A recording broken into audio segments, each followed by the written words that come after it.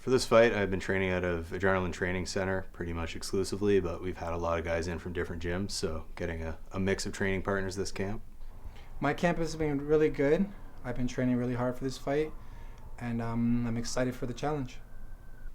My opponent, Rafael, he's taller than me, definitely has longer arms than me, so some challenges there. Going to be watching out for the jab, watching out for his reach, but by the same token of his height, I think it opens up his body. It opens up some of my key attacks. I love to kick the liver, so I'm going to be going after that. And his height at the same time, high center of gravity. If I can get a hold of him, I'm going to throw him on the ground and smash his face. I think he's a very good opponent. He's lean like me. He's almost as tall as me. And I think he's going to bring a very big test for me. And I'm just excited. He's as hungry as I am, and we're going to both go for it. I don't have anything to say directly to my opponent other than I'm going to fight you as hard as I can, and I will do everything I can to hurt you. Making his professional debut tonight, it's Rafael Palomeke. Yeah, I got to know this kid a little bit over the last couple of days. The thing I really like about him, just on first meeting him, is how calm he is about the idea of the fight.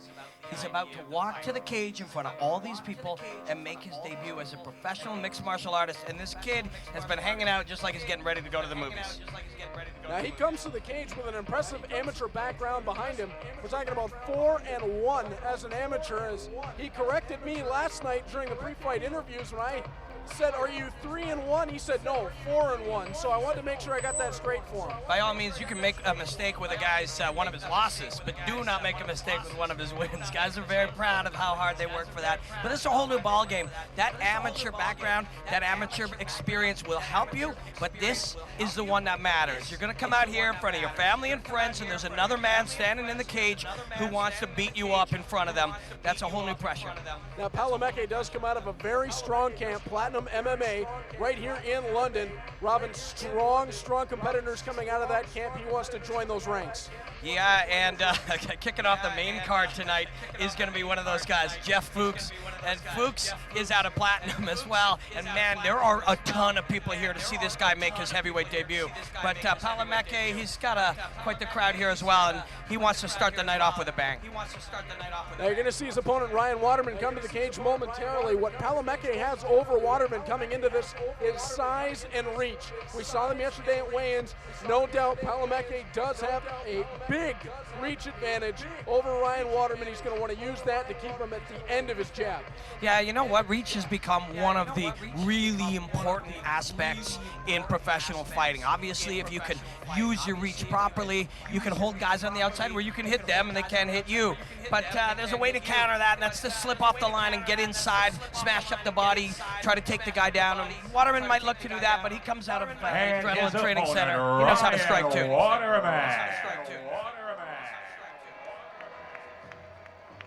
And here comes the double tough Ryan Waterman.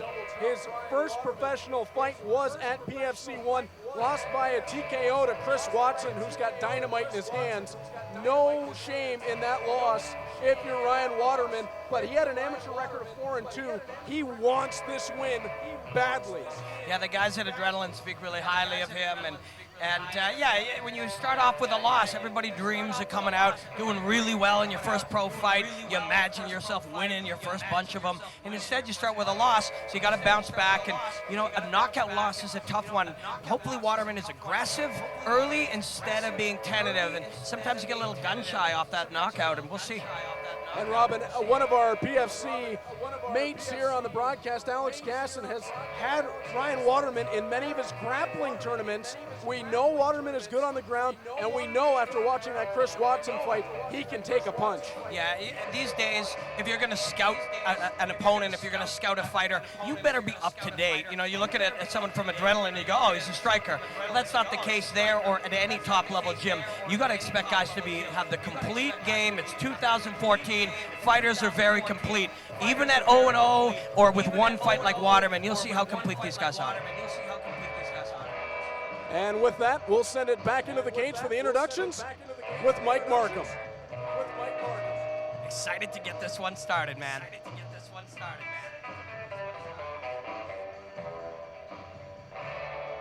The following bout is presented by Liuna.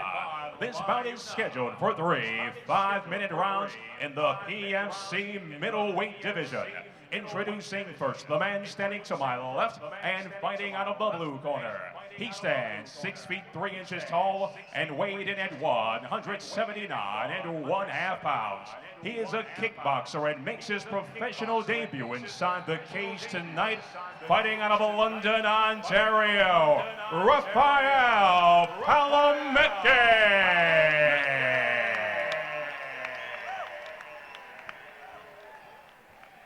The opposition comes in the form of the man standing across the cage to my right and fighting out of the red corner.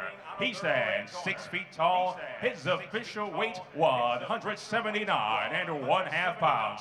He is a Brazilian Jiu-Jitsu specialist. His record 0-1, fighting out of London, Ontario, Ryan Waterman. Your referee, Graham Bettis. Mike is such a great ring announcer. He gets this crowd going, and we're just getting started. Oh, Mike Markham, the very best in the business. I've told him that numerous times. Absolutely love his voice. And Graham Bettis, one of the best referees in the business to get us started. Here we go, PFC 2 underway.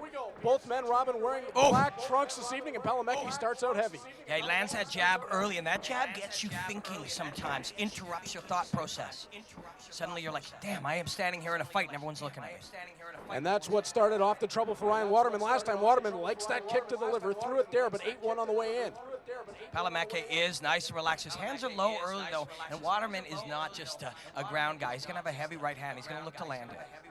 Waterman trying to stalk Palamecki across the cage. Palamecki using that feint, and that level change helps, but he's dragging his feet behind him a little bit with his chin high. He is waiting to be countered, man. Kick to the body, and then he went upstairs, but Waterman will push him back. There you see the strength of Ryan Waterman. Waterman has a clear size advantage. He does cut down from over 200. Oh, but look who gets the takedown. And now we got Palamecki on top. Waterman into closed guard. Waterman's a good jiu-jitsu guy, but these bigger guys are not generally specialists off their back. He's got the overhook on the right arm. That's nice. You can keep him close and try to prevent him from getting up and landing any shot. Kind of at a standstill right now as Waterman would love to wall walk his way up. Palamecki staying heavy on top, trying to move him away from the cage. Just on first glance, Waterman definitely seems really, really comfortable on the ground. He's going to take some deep breaths here, try to slow things down a little bit. And I'm sure his comfortability on the ground in no small part to Rowan Cunningham. Yeah, Rowan is legit, man. He's kind of playing around with that right arm. He's got the overhook now on the edge of the glove, but Palamecki frees the right arm and delivers. Palamecki posturing up, firing down a little bit. See that lip of that glove? You can use pressure to kind of catch the edge of the glove, and that is what Waterman's doing to try to, instead of wrist control, he's kind of using edge of glove control. Palamecki staying strong on top, lands a heavy elbow and falls out to the looks left. good here, man. He landed big. And you know, he's not super centered in that guard. Now he's a little more. You can see he's up on his toes as well. You're on your armbar attempt. Waterman almost had him. Palamecki realized it, came right back down. I mentioned earlier about how good guys look, how complete their games look. These guys both have amateur experience, but this does not appear like two debuting pro fighters. Oh, man, Palamecki is lining up that left. It's that left elbow that's doing a lot of the damage right now. Ground and pound is a complicated game, but in some ways you can make it simple. If I can control your body but keep one hand free, I can hit you with it. And that's kind of the simple approach Palamecki's taken here, as you can see. And it's working. And now take a look, Robin, at what Palamecki's doing with his right hand. He's trapping Ryan Waterman's right arm, leaving him unable to defend as he comes up high with the left hand and the left elbow. Yeah, and you can use your shin to kind of step over, and that's he's threatening that. He can also use it to try to get a pass, but he likes this half guard. He's doing extremely well from it. Well, that takes you back to the days of Randy Couture, doesn't it? Just sit up and pound from half guard. A lot of guys love the half guard position. It stabilizes the hips, and he's doing very well with it. You know, if you're Waterman now, on the other hand, he's got that underhook. He needs to scoot his hips out. Now he's kind of doing it now. You can come up on that wall, or you can kind of come up and grab that hip and try to suggest the back and work a stand-up from there. Waterman's going to have to do something because he's found himself on the ground for the majority of this round with Palamecki landing on top of him. I like Palamecki's instincts, man. He feels dominant here, so he makes a bit of space, just does whatever he has to do instinctively to keep one arm free. See how he's kind of working to control, gets one hand free. Waterman has to work to control control that one hand, frees the other one, and goes to work. And as we were talking about on Ryan's walkout, double tough individual. It's going to take a lot for Palamecki to put him away, but he's doing great work, as you said, Robin, now from inside that guard. Yeah, and Palamecki isn't a huge guy. He didn't cut a lot. He was at the weight 6 hours out from it. He was at, I saw him over at World's Gym cutting weight. Just couldn't have been happier. There's an armbar attempt. He's going to come up and try. No, once you free that arm, you can deliver straight down, and just landed really, really firm. Palamecki is really controlling like the bigger man, but he is not the bigger man in this. He's taller, he's got the reach, but you're right. Ryan Waterman, the thicker individual in this fight. Oof. And Palamecki again landing down at will. This could be it, man. Loosening up, lots of ground and pound. Yeah, Waterman's got to get up and pull him close. There he does it. He gets the waist, but he's going to be stunned here. Palamecki is tough and aggressive. And Graham Bettis is right there taking a look at it. This one might not last much longer, Robin. Palamecki's still hammering down. That left hand, a real weapon. And it's just, again, that basic instinct. See, he's got his left controlling the right on the wrist. It's a good little fighter, this Raf Palamecki. He might last the round, man. If he does, Waterman is triple tough. 10 seconds left in the round, and Ryan Waterman just trying to survive. And he's doing it. He's down, taking a look, and there it goes. Ryan Waterman stays alive in the fight. You know, what is more impressive when you really look at that? The great work that Palamecki did, but the real toughness. There's a lot of ways to get out of this fight if you don't want them, if you don't want to be in it for Ryan Waterman, and he wanted to stay in it. Ryan Waterman is as tough as they can possibly come, but Raf Palamecki, a very impressive round. Robin, I usually ask you at this point for your scorecard after round one, but I think that one's pretty obvious. Yeah, Palamecki owned it, and they're going to call it. Waterman, he stopped Waterman. Waterman lasted till the end of the round, toughed it out, but I don't know if he knows where he is, and I don't know if he can see. Tough dude, though. Great win for Rafael Palamecki. And, Robin, we just got to look over the eye of Ryan Waterman as he turned in front of us. It is definitely swelling, and I believe this has been made for his own good. Raf Palamecki getting a very impressive stoppage.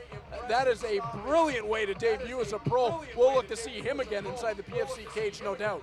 Raf Palamecki doesn't fight anything like his personality. You talk to this guy, he's the happiest, this gentle beta male type. He gets in there, he gets control, and he looks to put you away. Credit Waterman and his toughness, but Palamecki had him stopped on the stool. Palamecki's corner didn't know the fight was over. Yeah, they were preparing Palamecki to come out and do round two. He was looking in his coach's eyes, discussing the plan, and here he is, gets a win. Not quite celebrating. He's back to his same mellow self that he was yesterday. Now, there's a lot of discussion between the two fighters, Robin. I'm almost wondering if maybe there was an inadvertent finger poke to the eye of Ryan Waterman, and that may have caused the injury, not allowing him to continue. But in the end, it was a dominating round for Rafael Palamecki, and there he goes. Now he's celebrating it.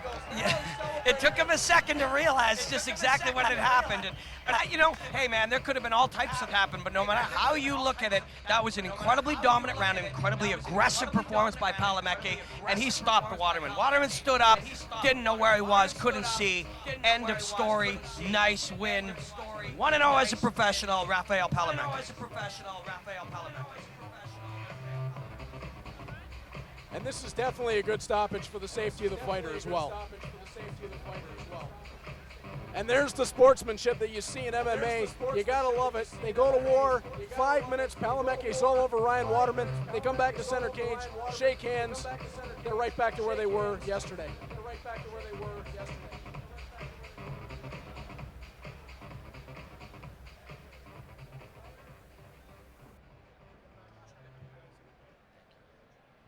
Ladies and gentlemen, at the conclusion of round one, referee Graham Bettis has deemed one of our fighters unable to continue. Your winner by technical knockout, Rafael Palamecki.